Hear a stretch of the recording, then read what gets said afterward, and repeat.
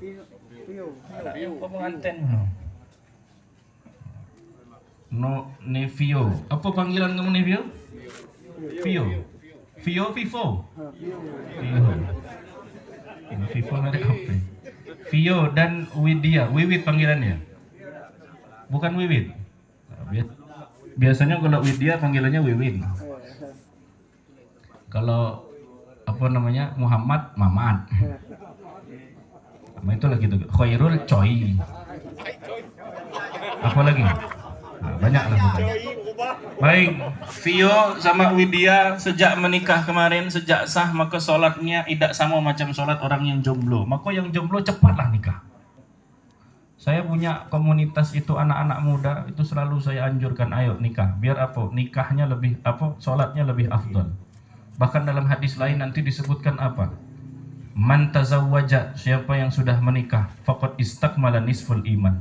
Orang yang belum nikah meskipun berduit, meskipun hebat, meskipun pejabat, tapi karena belum menikah imannya setengah.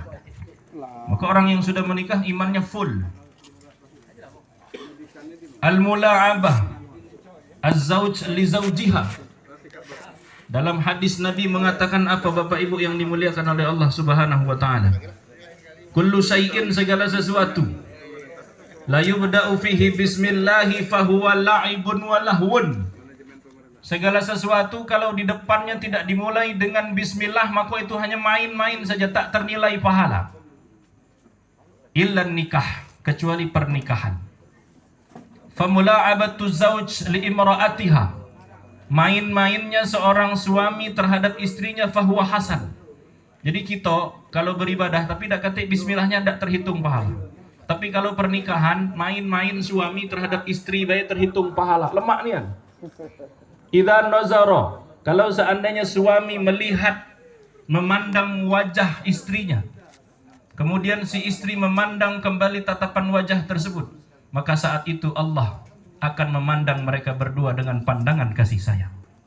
Vio, lah dipandang duluan, lo kusur, pandang duluan. Aku lo menyuruh. Wah, hitam, cepat ini. Nampaknya lah ngaji dulu sebelum drama. Itu baru memandang, Pak. Suami memandang istrinya maka akan Allah pandang dengan pandangan kasih sayang. Wa idza akhadha yadaha, kalau si suami tadi memegang tangan istrinya, khutat khotoyahu kharaja min baini asabi'aihi. Kalau suami memegang tangan istrinya, saat itu dosa-dosa jatuh berguguran dari ujung jari jemari. Lemak kan? Jadi tidak istighfar, astagfirullah. Pegang we tangan bini itu, terampuni dosa. Tapi pastikan bini dewek. Bini wong dah.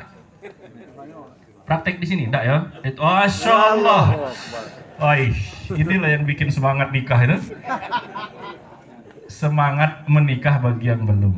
Itu baru memegang tangan, Mbak. Apabila suami memeluk istrinya, yang ini tidak usah. Saat itu malaikat berbondong-bondong melindungi suami yang sedang memeluk istrinya. Sedekah yang baik adalah ketika suami mencium kening istri, itu sedekah. Maka bapak-bapak, cium kening istri itu sedekah, Pak. Masukin duit ke kotak amal, tidak. Santunan anak yatim, tidak. Cium kening bini itulah sedekah. Aku ngisi pengajian, Pak. Kutanya ibu-ibu tuh, ibu, kapan nih yang terakhir kamu dicium kening oleh bapak? Tak ada keruan tahun kapan gitu. Aku tak tahu ibu-ibu di sini, ibu, kapan terakhir kening cium?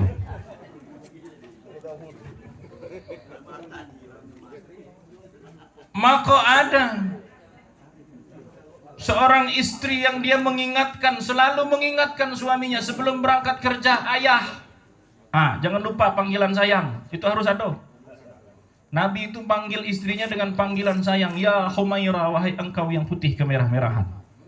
Apalagi perempuan yang memang benar-benar putih kemerah-merahan, panggil ya Humaira, karena putih kemerah-merahan. Tapi kalau pasangan kita hitam, Pak Ustadz, tidak apa-apa, panggil we, ya Humaira. Itu tengok YouTube aku, jangan tengok Ustadz Inayah we YouTube. Aku ada juga YouTube Ustadz Inayah. Subscribernya lumayan lah, ada lah sekitar berapa? Duo, bini aku sama mertua aku yang subscribe. Mohon lengkapnya kaget di kajian insya Allah. Tapi yang Kita bahas sekarang apa? Satu dari 3 kebohongan yang dibolehkan itu adalah apa?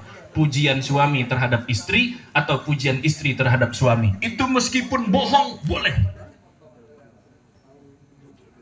Jadi kalau kadang istri menanya mas atau ayah atau abi, apalagi panggilan sayang tuh.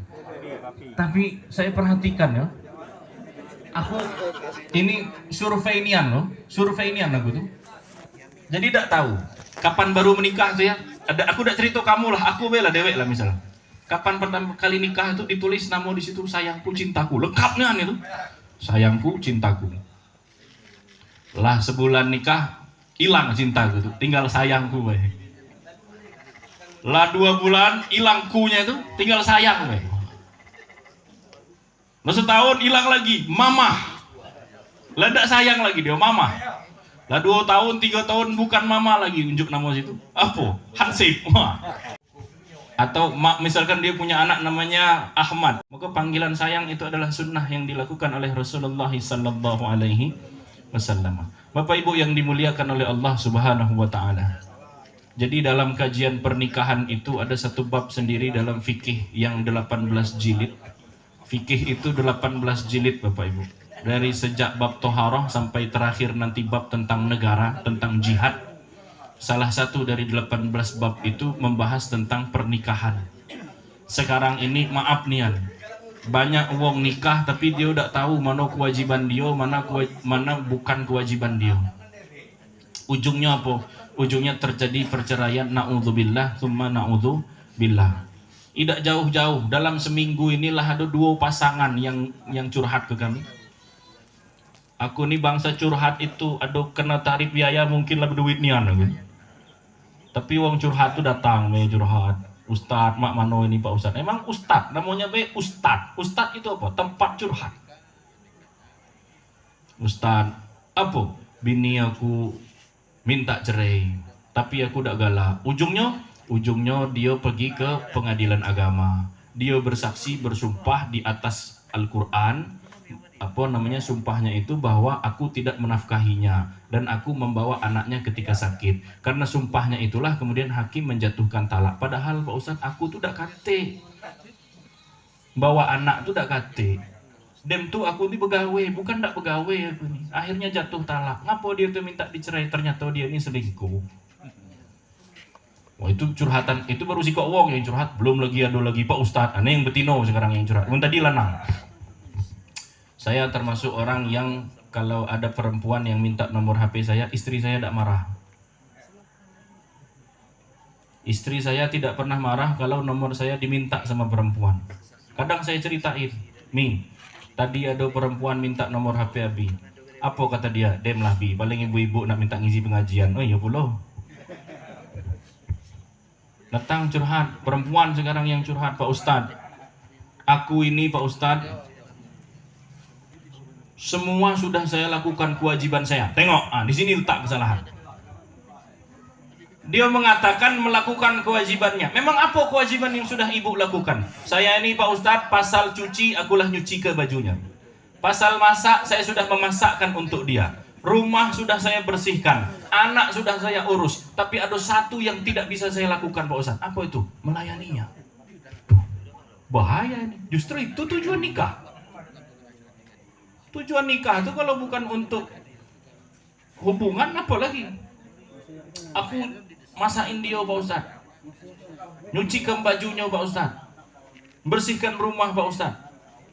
Perempuan menganggap itu adalah kewajiban bagi perempuan, padahal no. Bukalah buku fikih, kalau tidak percaya kita fikih manapun tidak ada kewajiban istri untuk masak, itu tidak kate.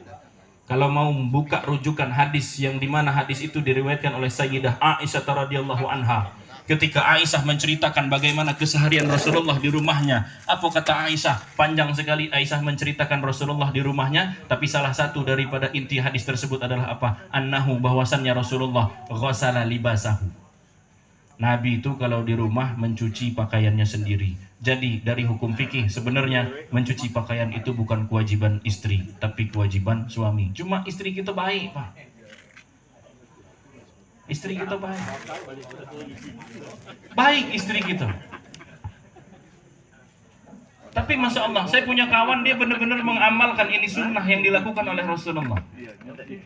Bapak, kalau kita tidak sanggup untuk tiap hari, setidaknya pernah satu masa kita tuh melakukan seperti apa yang dilakukan oleh Rasulullah Sallallahu Alaihi Wasallam. Nabi itu kalau ada pakaiannya kotor, dia nyuci dewek, tidak main suruh istrinya, tidak, karena tidak menganggap istrinya sebagai pembantu.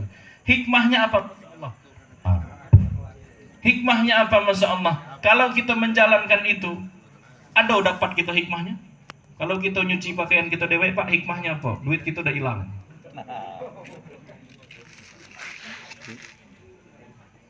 Tapi kalau dicucikan, kami di rumah punya prinsip. Kalau ada duit yang ketinggalan di baju, berarti itu milik istri. Nah, maka istri itu kadang galak sama ini, Pak. Bu ya?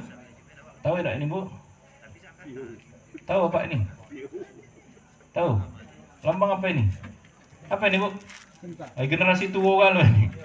Hah, yang muda apa ini? Sarang heyo, apa ini? Cinta. Apa ini? Cinta, bukan duit.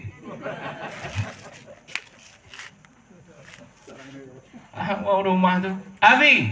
Nah, melok gaya anak zaman sekarang. Bi kata dia. Nah, ujiku. Abi cinta sama Bi? Bukan apa? Duit. Tapi itu Masya Allah luar biasa. Berapa banyak nanti kasus perceraian yang terjadi karena masalah ekonomi. Baiklah Bapak Ibu yang dimuliakan oleh Allah Subhanahu wa taala, tidak lebih panjang lagi aku, tapi masalah kewajiban sebenarnya ada dalam kitab Vio sama Widya. Setelah ini banyak-banyak baca kitab yang menjelaskan tentang al-wajib ala zauj wal wajib ala zaujah. Apa baik sebenarnya kewajiban suami, apa baik sebenarnya kewajiban istri. Itu dijelaskan jelas sekali di dalam kitab. Kitab yang tipis saja, katakan Uqudul Lujain fi bayani huquqi zaujain. Uqudul Lujain itu yang nulis Al-Imam An-Nawawi Al-Jawi Al-Bantani. Banyak sekali, tapi langsung ingin saya sampaikan beberapa poin. Katakan bagi suami itu ada 3. Yang pertama, muasyarah bil ma'ruf. Hai Vio, kau pergauli istrimu dengan cara yang baik, jangan kasar. Yang kedua adalah mu'natuz zaujah wa mahruha. Berikan kepada istri nafkah, nafkah lahir, nafkah batin. Yang ketiga apa? Ta'limu diniha. Ajarkan istri tersebut tentang agamanya. Kalau tak sanggup mendidik istri tentang bagaimana mempelajari ilmu agama, biarkan istri ikut ke pengajian. Itu kewajiban suami, 3 poin yang terpenting. Padahal masih banyak lagi. Nanti bisa dibuka sendiri. Kalau istri bagaimana? Wiwit, engkau pun akan mendapatkan 3. Yang pertama, at-ta'ah fi ma ghairi maksiyah. Kau taat kepada suamimu asal perintah suami tersebut bukanlah perintah untuk bermaksiat. Yang kedua, taslimu nafsuha ilaiha. Istri harus menyerahkan diri kepada suami. 100% istri harus menyerahkan diri kepada suami. Jangan sampai memikat laki-laki lain. Jangan mempesona laki-laki lain. Hari ini engkau boleh berdandan cantik di depan suamimu, di depan orang lain, no. Apa kata Ustadz Inayah pernah ceramah di Jambi? Kenapa bapak-bapak itu banyak suka dengan gaya biduan? Tahu dah ibu-ibu, kenapa bapak-bapak itu senang dengan biduan? Karena biduan itu pakaiannya memang menyegarkan. Maka Wiwit, engkau di dalam kamar pakailah pakaian yang membuat suamimu tambah cinta. Serah nak lingeri, nak tank top pasing itu urusan rumah tangga mereka. Yang ketiga, tidak boleh seorang istri meminta sesuatu kepada suami yang tidak disanggupi oleh suami. Misalkan pendapatan suami 1 bulan 3 juta, 4 juta, jangan minta iPhone 12 Pro Max, jangan 25 juta itu. Berapa pendapatan suami? Maka istri meminta kepada suami yang sanggup suami itu memenuhinya. Sanggup Abi belikan Pro Max? Sanggup. Wah, akhirnya kerja pagi, siang, sore, malam, luntang-lantang, simatupang, siang malam tunggu panggilan. Ujungnya apa? Sakit. Nah, itu 3 kewajiban istri dan kewajiban suami, dan masih banyak lagi di dalam kitab tersebut. Tidak dapat kami jelaskan semuanya di sini. Hanya ini yang dapat saya sampaikan. Kurang lebihnya saya mohon maaf. Pada Allah saya mohon ampun. Terima kasih atas segala perhatian. Mohon maaf atas segala kesalahan. Hadanallahu wa iyyakum ajma'in. Karena tadi ada penutup dari Muhammadiyah, maka sekarang aku nak nutup gaya NU. Wallahul muwaffiq ila aqwamit thoriq. Assalamualaikum warahmatullahi wabarakatuh.